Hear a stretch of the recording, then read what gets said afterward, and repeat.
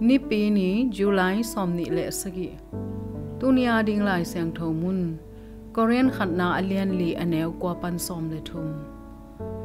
ko sol tak te pen pasianin van mi te le mi te mai leitung bup pi maya aniam pen te bang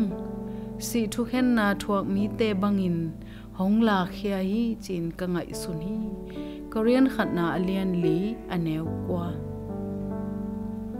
umna kisiptel edi zathum le li kumin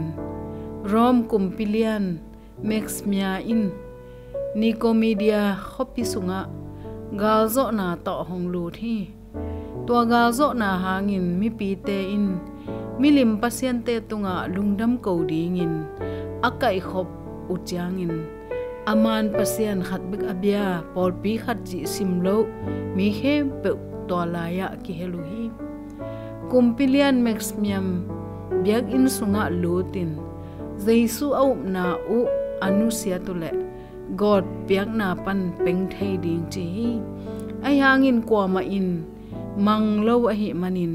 thu mi te adimin a omna biakin hal saka avekun si Paulin Chris nungzui pen man tampi piak kul hi na telma mai Korean khatna alian li sunga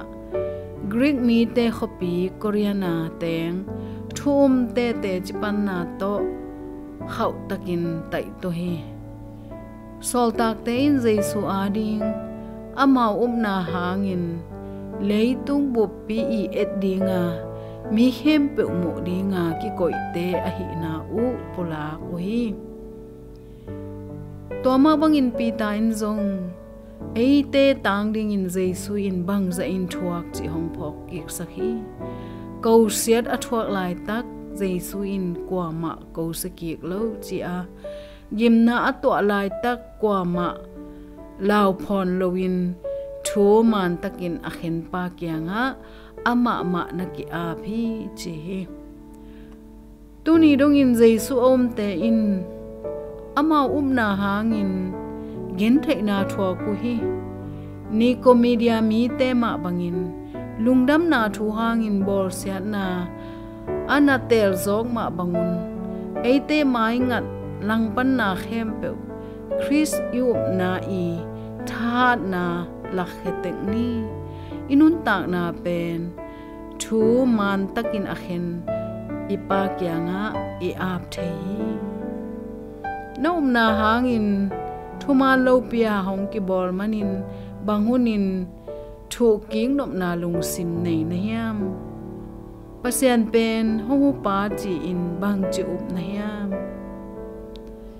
kongit pa o tunia kanok hem pe katopa Jesu sepma bangin kanun na nang kya nga hong ki ap zo sakta in amen.